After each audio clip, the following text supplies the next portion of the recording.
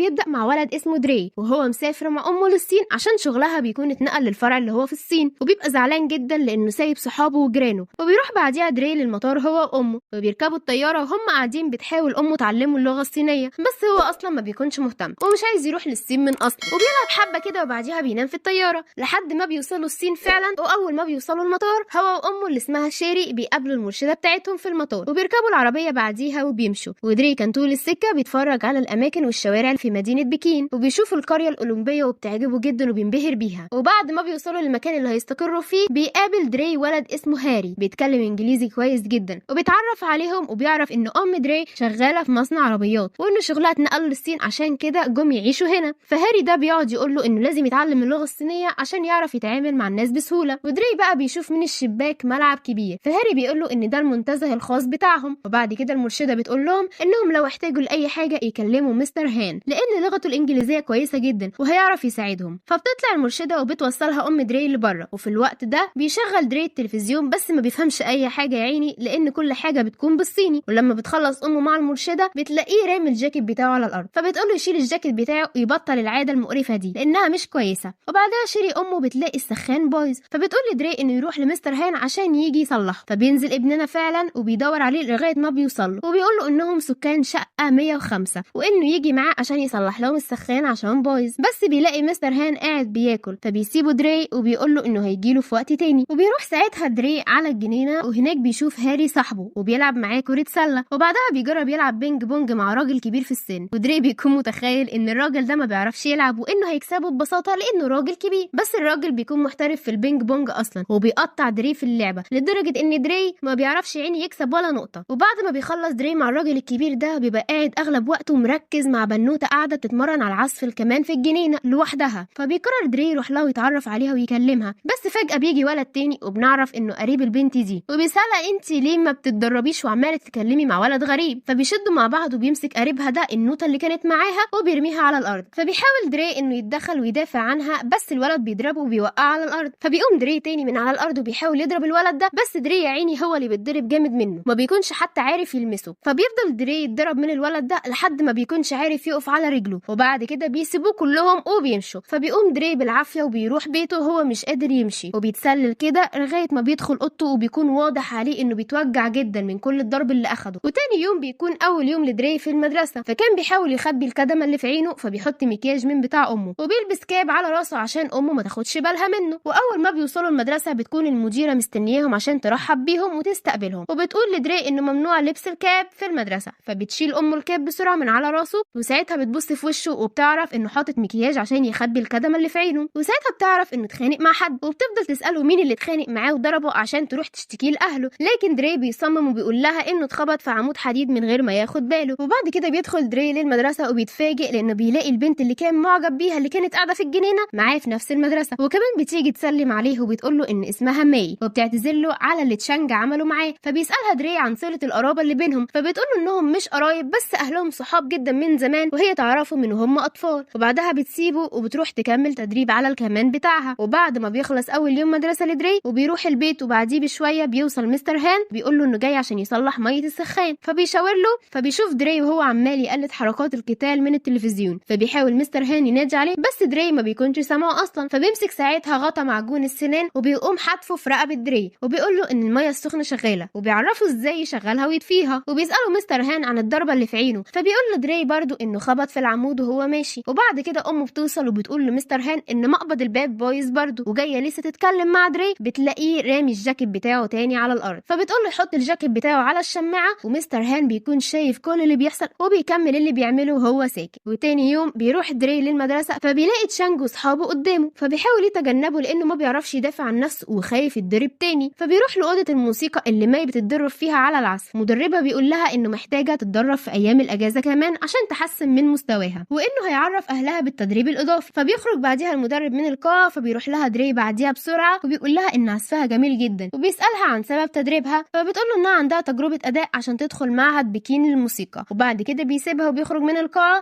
بس هو خارج بيلاقي تشانج البومه في وشه وبيرخم عليه جامد وبيفضيله شنطته كلها على الارض وبيضايقه جدا، وبيقول له انه يحاول يتجنبه وبيسيبه ويمشي. وبعدها بيروح دري على البيت وبينزل مع امه يتمشى معاها شويه وبياكلوا جلاتي. وبعدها بيلاقي دري اعلان عن مدرسة الكونج فو، فبياخد امه وبيروح جري على هناك، فبيقرر انه ينضم ليهم عشان عايز يتعلم فنون قتالية يدافع فيها عن نفسه ضد تشانج. فلما بيدخل بيلاقي مجموعة قتالية قدامه بيتمرنوا جامد، وبيكون الشعار بتاعهم لا ألم ولا ضعف ولا رحمة مع الخصم. ولسه هيروح يتكلم مع المدرب بيلاقي ان تشانج واحد من ضمن المجموعة دي، فبيغير رأيه وبيرجع في كلامه وبيطلع من هناك، وبيقفوا قدام أوضة مستر هان. وساعتها بتحاول أمه شيري تفهم ايه اللي مضايقه ومزعله قوي للدرجة دي، فبيقول لها انه ما بيحبش المكان ده وبيكرهه جدا وعايز يرجع لاصحابه لان هنا مش مكانهم. فبتقول له امه انهم خلاص ما بقاش ليهم اي مكان غير هنا، وده بيكون غصب عنهم ولازم يتأقلموا عليه. وبعدها بيروحوا هما الاتنين على بيتهم، وبيكون مستر هان ساعتها سامع كل حاجة. وبيجي تاني يوم وبيكون في رحلة مدرسية للمدينة المحرمة، واللي اتسمت كده عشان الامبراطور ايام زمان كان بيحرم اي حد انه يدخلها، لكن بعد ما الامبراطور مات بقت مكان اثري كله بيزوره. وبيفضل تشانج البومة يغلس على دري ساعتها ويقرفوا طول الرحلة. وبعد ما بيرجعوا تاني على المدرسة بيكون دري متعصب ومتغاظ من تشانج وعايز يساوي بوشه الاسفلت، فبيقرب منهم من غير ما يشوفوه وبيقوم حادف عليهم جردل مليان كله ميه معفنه، وبيطلع يجري بس بيشوفوه وبيطلعوا كلهم جري وراه. وبيفضل يجري منهم لحد ما بيوصل للبوابه الخلفيه بتاعه بيته، بس بيلاقيها مقفوله وما بيعرفش يهرب منهم. وساعتها بيمسكوه تشانج واصحابه ويفضلوا نازلين فيه طحن بدون رحمه. واول ما بيجي تشانج البومه يضربه جامد في وشه بيلاقي مستر هان قدامه بيمسك له ايده بسرعه قبل ما يضربه، وبيبعدوا عنه وبيقول لهم كل واحد يرجع بيته انه كفايه اللي عملوه. وبيروح هان عشان يساعد دري انه يقف، لكن بيحاول تشانج البومه انه يضرب هان، بس مستر هان طبعا بيصد بكل سهوله. فبيحاول صحاب تشانج انه يضربوا مستر هان، بس بيخليهم هان يلبسوا في بعض. وكان كل اللي بيعمله مستر هان انه يصد ضرباتهم بس ويخليهم يضربوا بعض بالغلط، وهو ما ضربش ولا واحد فيهم ولا اذى حد، لحد ما مستر هان بيوقعهم كلهم على الارض وبيشيل دري وبيوديه الاوضه بتاعته عشان يعالجه بكؤوس النار. واول ما مستر هان بيخلص بيلاقي دري مش حاسس باي وجع في جسمه، وان علاج كاسات النار دي سكن وجعه. وبيساله دري ساعتها ازاي خلاهم كلهم يضربوا في بعض بس من غير ما يضرب واحد فيهم. وبيقول له دري كمان انه ينفع يدربه على الكونج فو عشان يعرف يضرب تشانج. فبيقول له مستر هان ان الكونج فو للمعرفه والدفاع مش للحرب والخناقات، بس بيفهموا دري انهم مش بيتعلموا كده خالص، وان المدرب بتاعهم بيعلمهم عكس الكلام ده خالص، وانه شعارهم انه ما يكونش فيه اي رحمه للخصم خالص. فبيقول له هان انه يروح يتكلم مع المدرب بتاعهم، بس بيخاف دري لانه لو راح هيتضرب تاني. فبيطلب من هان يجي معاه، بس هان بيرفض في الاول، لكن بعد ما يفكر بيوافق يروح معاه على المدرسه الكونج فو بتاعه تشانج عشان يفهم المدرب بتاعهم المبدأ اللي المفروض يعلمه لتلاميذه. واول ما بيدخلوا بيلاقوا المدرب ليه بيضرب طفل عشان ما رضاش يضرب زميله اكتر من غير رحمه بعد ما هزمه، وبيقول لهم ان محدش يوقف ضرب حتى لو الخصم وقع على الارض، لازم يخلوا الخصم بتاعهم يحس بالوجع والعذاب بعدها، ولو قادرين يموتوه محدش يتردد يعمل كده. فبيبص وراه فبيلاقي مستر هان واقف، فبيقول له تشانج البومه ان ده هو اللي ضربنا. وبيكون هان ساعتها جاي عشان يطلب من المدرب بتاعهم انه محدش ليه دعوه بدري تاني، وان سيتا ضد واحد ظلم. فبيطلب ليه ان تشانج بس هو اللي يقوم ويكون خصم لدري لوحدهم في مباراه، لكن هان بيرفض وبيقول له انه مش جاي عشان يتخانق، ولسه بيسيبه ويمشي. فبيجري المدرب ليه وبيوقفه وبيقول له انه ضرب طلابه واهالي المدرسه بتاعته وانه لازم يدفع الثمن. بس هان بيقول له ان دري مش هيواجه اي حد وانهم هيتقابلوا في مباراه الكونج فو المفتوحه. وساعتها بيخليه ليه يمشي وبيقول له ليه لو ما لقيتكوش موجودين في مباراه الكونج فو المفتوحه مش هخلي حد من طلابي يرحم دري. وبيأمرهم كلهم ان محدش يتعرض لدري لغايه ميعاد المباراه. وبيخرج دري من المدرسه وبيقول له هان ان في خبرين، الخبر الحلو يا ابني ان تشانج البومه مش هيتعرض لك تاني، وان الخبر الوحش انه هيشارك في مباراه الكونج فو وهيواجههم كلهم في مباريات منفصله، وانه هيدربوا على الكونج فو الحقيقي. وبيقول له من بكره هنبدا التدريب. وفعلا بيروح له دري تاني يوم، واول حاجه بيعملها انه بيخلع الجاكيت بتاعه وبيرميه على الارض، وبيقول لمستر هان بحماس انه جاهز عشان يتمرن وانه سريع كده وواد فورتيكا. لكن مستر هان بيقول له بكل هدوء يروح يجيب الجاكيت بتاعه ويعلقه قدامه، وبعد كده بيطلب منه انه ينزله ويلبسه، وبعد كده يقلعه ويرميه على الارض، وهكذا بقى. ودري بيفضل طول اليوم يعمل كده، ولما بيخلص ويروح بيكون محبط جدا وزعلان عشان ما اتعلمش حاجه، بس بيروح بكل هدوء يعلق الجاكيت بتاعه. وبتستغرب امه وبتتصدم لانها يا عيني مش متعوده عليه نضيف كده، وبيعلق الجاكيت بتاعه بادب. وبيفضل دري على الوضع ده ايام كتير. في يوم بيكون بيتدرب عند مستر هان، فبتيجي امه عشان تاخده للمهرجان اللي هيتعمل في المدينه، وبتكون جايبه تذكره تانية لمستر هان عشان يروح معاهم، وبتقول له انها مش هتروح في حته غير لما يجي معاهم وممنوع الرفض. وفعلا بيروحوا كلهم على المهرجان، وهناك دري بيلاقي ليه هناك بيتقابلوا سوا، وبتوعده انها تحضر المسابقه بتاعه الكونج فو بتاعته، وهو كمان بيوعدها انه يحضر تجربه الاداء بتاعتها، وبيتفقوا على كده. وتاني يوم بيروح دري لبيت هان وبيدخل من غير ما يستأذن، بيكون جاي عشان يكمل التدريب، بس بيلاقي مستر هان قاعد في الجراج اللي بيصلح فيه العربيه بتاعته، وبيقول له انه ما سمحلوش انه يدخل، وبيخليه يخرج تاني يستأذن الاول، وبعد كده بيدخله عشان يكمل التدريب. التدريب بالجاكيت بتاعه. بس دري بيكون خلاص زهق وجاب اخره، وبيقول لهان انه خلاص اتعلم الدرس وانه علق الجاكيت مليون مره وزهق من كده، وانه عايز يتعلم كونج فو حقيقي. وبياخد الجاكيت بتاعه وبيكون عايز يروح على البيت، بس بيناديله هان وبيقول له يقف قدامه وبياخد الجاكيت منه وبيقول له انه يخلي الجاكيت في ايده اكنه بيلبسه، وبيبدا فعلا يعلمه انه حركه لبس الجاكيت وخلعه بتحرك دراعه كله، ودي حاجه محتاجها في الكونج فو جدا، وان حركه ايده تكون قويه وثابته. بيبدا يدربه على حركه رجله وبيطلب منه يجيب الجاكيت بتاعه من على الارض. في نفس الوقت بيكون مستر هان بيرفع رجله عشان يضربه بيها، ولان دري بيكون موطي فبيتلاشى الضربه، وبيقول له ان الكونج فو بيكون موجود في كل حاجه في يومهم، بس اللي يستغله صح هو اللي هيعرف قيمته الحقيقيه. وبعدها بياخدوا هان معاه في المكان اللي ابوه علمه فيه الكونج فو الحقيقي، وبيسافروا بالقطر سوا لحد ما بيوصلوا. وبيقول مستر هان لدري انهم هيطلعوا قمه الجبل عشان يشربوا من بئر التنين، وبيبداوا فعلا رحلتهم انهم يطلعوا لقمه الجبل لحد ما بيوصلوا للقمه. وبيلفت نظر دري واحده كانت بتتحرك قدام تعبان الكبرى، وهي بتتحرك واكنها بتتحكم فيها. وبيروح بعديها هان لبئر التنين وبيخلي دري يشرب منه، وبيقول له هان ان في اسطوره ان اللي بيشرب من البئر ده مش بيخسر ابدا. فدري قاعد يتكلم عن البنت اللي شافها ديت مع الافعى وهي بتقلدها، فبيقول له مستر هان ان العكس صحيح، لان الافعى هي اللي بتكون بتقلد البنت اصلا. وبيقعد يشرح له على الميه ان البنت زي المرايه بالظبط. وبيبداوا فعلا يتدربوا في المكان، ودري بيطلب من مستر هان انه يعلمه الحركه اللي البنت كانت بتعملها للافعى. فبيقول له هان ان الحركات دي محتاجه عمر كامل عشان تتعلمها وتتقنها اصلا. وبعد كده بيرجعوا في القطر ودري بينام، فبياخدوا مستر هان وبيوصلوا لبيته وبينيموا في السرير. فبتشكره ام دري جدا على اللي بيعمله مع ابنها. وتاني يوم دري كان قاعد مع امه وبياكلوا، وكان بيحاول يقلد البنت اللي كانت بتسيطر على الافعى، وكان الموضوع ده شغله جدا وفي دماغه. فبتزعل امه لانها يا عيني كانت شايفاه عمال مبحلق فيها، وبتقول له انه عامل زي المجانين بالظبط. وبعد كده بدا يدربه مستر هان جامد، والتدريبات بقت اكتر بكتير من انه يلبس الجاكيت ويقلعه، وده فعلا بدا يظهر على شكل دري وعلى جسمه انه اقوى. وبعد كده كان مستر هان بيمسح العربيه بتاعته بعد ما خلص تصليحها، فبيروح له دري بعد ما خلص التدريب وبيساله عن التدريبات بتاعه بكره. فبيقول له هان ان بكره اجازه، فبيستغل يوم الاجازه ده وبيروح لمي وبيقابلها في المدرسه، وبيلاقي ان تجربه الاداء بتاعتها اليوم اللي بعده، فبتكون قلقانه وخايفه انها تفشل. فبيطمنها دري وبيقول لها ما تخافش، وانها تاخد النهارده اجازه عشان تعرف تركز في تجربه الاداء بتاعه بكره، لان التدريب الزياده مؤذي. وبياخدوا وبيهربوا هما الاثنين بره المدرسه، وبيقضوا اليوم كله ضحك وهزار واكل ورقص وهم فرحانين، لحد ما ابو مي بيتصل بيها وبيقول لها ان ميعاد تجربه الاداء بتاعتها اتقدمت دلوقتي، وانها تيجي لان فاضل على تجربه الاداء تلت ساعه بالظبط، وانه هيعدي عليها ياخدها بالعربيه عشان يروحوا بسرعه على المدرسه بتاعتها. وفعلا بتروح مي مع ابوها للمدرسه، وبيطلع دري وراهم جري عشان يحضر التجربه بتاعتها ويشجعها زي ما وعدها، وبيحضر العزف بتاعها فعلا. وبعد ما بيخلصوا بيطلب منها ابوها انها ما تتكلمش مع دري تاني او تصاحبه، وكمان تروح تقول له انه ما ينفعش يكونوا صحاب من تاني. وفعلا بتروح تقول له كده غصب عنها، وبتكون زعلانه جدا، فبيتضايق دري جدا من اللي حصل وبيزعل جامد. وبدل ما يروح على بيته بيروح لمستر هان، وبيلاقيه سكران جدا وعمال يكسر في عربيته اللي صلحها طول الوقت دوت. وبيحاول دري ساعتها يمنعه ويهديه، وبيشوف دري خبر على العربيه مكتوب في الخبر ده حادثه مات بسببها طفل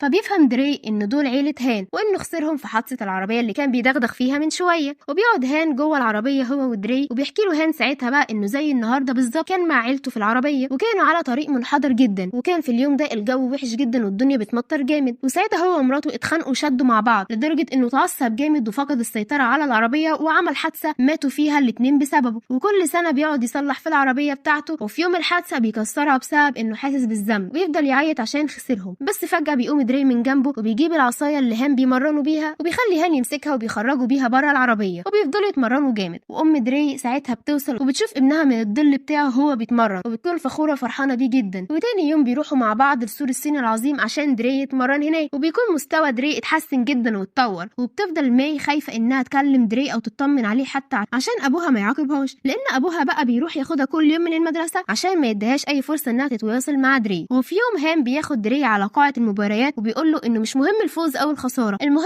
انه يكسب احترام كل الموجودين هنا، وساعتها محدش هيضايقه او يرخم عليه من تاني. وفجاه هان بيديله بدله هديه للعب زي بتاعه بروسلي بالظبط، فبيفرح بيها جدا دري وبيشكره، وبيقول له انه احسن صاحب ليه. وبيطلب منه دري انه يساعده في الخطاب اللي عايز يقوله لابو ماي عشان يخليها تحضر المباريات بتاعته. وفعلا بيساعده هان، وبيروح دري بيت ماي بعد ما حفظ الخطاب كويس جدا بالصيني، وبيقابل ابوها وماي واقفه جنبه، وبيفهمه انه ماي اعز صديقه ليه، وبيوعده انه هيكون صاحب كويس جدا ليها لو سمح لها تحضر مبارياته. فبيوافق ابوها جدا انه ماي تحضر. وفعلا بيجي وقت المباريات، بس اول ما بيجي يبدا بيبعد عن خصمه بسرعه وبيخرج بره الحلبه عشان كان بيكون متوتر. وبيحذروا الحكم ساعتها انه ممنوع يخرج بره الحلبه تاني، والا المره الجايه لو خرج هيخسر نقطه. فبيكمل دري المواجهه، ولما بيركز بيقدر انه يكسب اول المباراة، وبتستمر المباريات، وبيكون تشانج أسلوبه في القتال عنيف جدا، وبيكون قاصد إنه يضر خصمه جامد ويأذيه قبل ما يكسبه، لأن ده بيكون أسلوب التدريب اللي المدرب بتاعه دربهوله. وبينتقل دري للربع النهائي وبيواجه ولد من فريق لي، بس بينجح إنه يهزمه. بينتقل للنصف النهائي وبيقول له هان إن في مباريات النصف النهائي محتاج يفوز ب3 نقط عشان يكسب. وبينتقلوا للحلبة الأكبر وبتكون أول مباراة لتشانج وبيكسبها. وبينتقل للنهائي والخصم اللي بيكون ضد دري برضه بيكون من فريق لي، فبيطلب منه لي إنه يكسر دري ما يهزمهوش بس، لأنه عايز يدمره نهائي. وفعلا لما بيواجهه بيكسر رجله وبيستبعد من المباريات بسبب لعبه الغير شرعي. وبتكون آخر مباراة لدري ضد تشانج، بس بتكون رجله مكسورة ومش قادر يكمل ولا حتى يقف عليها. وبينقلوا دري بسرعة على العيادة وبيقول له الدكتور إنه ما ينفعش يكمل لعبه إلا هيكون في ضرر كبير قوي عليه. لكن دري بيصمم وبيطلب من هان إنه يعمل له الكاسات النارية على جسمه عشان يعرف يقف على رجله من تاني، بس هو هيقاوم الوجع وهيكمل المباراة. فبيسأله هان ليه عايز يكمل قتاله وهو خلاص أثبت اللي هو عاوزه. فبيقول له دري إنه لسه خايف من تشانج وعايز يواجه خوفه بدل ما يفضل طول عمره مكسور ومذلول. فبيسمع هان كلامه وبيعمل له الكاسات النارية اللي هتسكن وجعه مؤقتا. وبيرجع دري على الحلبة وهو بيعرج، فبيتريق ليه عليه وهو نازل من على الحلبة لأنه كان مفكر نفسه هيستلم الكاس. فبيرجع دري للحلبة تاني وبتبدأ المباراة بين دري وتشانج على الكاس البطولة النهائي. وبيتفادى دري اللي يقدر يتفاداه من ضربات تشانج عشان ما تجيش فيه، لحد ما بياخد ضربة قوية من تشانج بتوقعه بره الحلبة وبيكسب تشانج نقطة ضد دري. لكن دري بينجح انه يكسب نقطة برضه ويكونوا متعادلين في الجولة الثانية، وبيتفوق عليه بنقطة كمان وبتكون النتيجة 2-1 لدري. وساعتها بيشاور ليه لتشانج عشان يتكلم معاه لوحدهم وبيقول له انه يكسر رجل دري نهائيا عشان ما يعرفش يقف. وفعلا بيفضل تشانج يضرب في رجله ويستهدفها كل شوية لغاية ما بيضربوا فيها ضربة جامدة جدا فبتتكسر، وبيكون دري بيموت من الوجع وبتكون نتيجة تعادل ما بينهم. وبتكون فاضل نقطة واحدة بس للفوز بالكاس، بس بيقوم دري وبيقف بالعافية عشان ما يتمش استبعاده من المباراة. فبيستغرب ليه وبيتصدم انه لسه فيه الحيل يقف على رجله. وبيقف دري نفس الوقفة اللي كانت مدربة التعبان وقفاها، وبيبص لتشانج زي ما هي كانت باصة للتعبان وبيركز معاه عشان يعرف حركته الجاية ايه. ولما تشانج بيهجم عليه فبينط دري بيقوم عاطيله شلوط في وشه بيجيبه على الارض على طول وبيكسب النقطة والكاس كمان. وبيفوز دري بالبطولة كلها وبتكون القاعة كلها فرحانة فيه وبيشجعوه. وبياخد تشانج الكاس وبيروح يسلمه بنفسه لدري كدليل على احترامه ليه. وليه طبعا المدرب ما بيعجبوش الكلام اللي تشانج عمله وبيقرر انه يضربه على وشه، بس قبل ما يضربه بيمسك هان ايده وبيمنعه من ضرب تشانج. وساعتها بيحاول ليه يضرب هان ويكسره قدام دري عشان هو يعني اللي دربه. وبيفضل هان يتفادى ضربات ليه وبينقذ طفل من الوقوع لانهم كانوا بيتخانقوا وسط الجماهير. وبيمسك ليه كرسي وبيرميه عليه فبيمسكه هان قبل ما يجي في حد وبيقدر انه يهزم ليه ويثبته بالكرسي على الارض. ولان طلابه بيكونوا واقفين ما بيرضاش هان انه يحرج مدربهم اكتر من كده وبيسيب ليه يقوم من الارض. لكن بيكون ليه في جواه كده غل وسواد وبيتضير يضرب هان فجأة وبيكمل خناقته معاه عادي لحد ما هان بيمسكه تاني ويوقعه على الارض. وبيفضل يعيد عليه الكلام الغلط اللي بيعلمه طلابه انه مفيش رحمة ولازم يدمروا عدوهم. فبيروح له دري وبيقول له ما يضربوش اكتر من كده ويسيبه. فبيقوم فعلا هان وبيلاقي ان كل طلاب ليه بيقدموا له احترامهم. وبيكون دري فاز بالكاس بسبب تدريب هان للكونج فو الحقيقي ليه. ومن هنا بينتهي فيلمنا لحد كده. لو عجبكم الفيلم بقى ظبطوني في لايك وشير حلوين كده وكومنت رايق زيكم، ومحدش ينسى يشترك في القناة يا شباب، واشوفكم في فيديو جديد. سلام.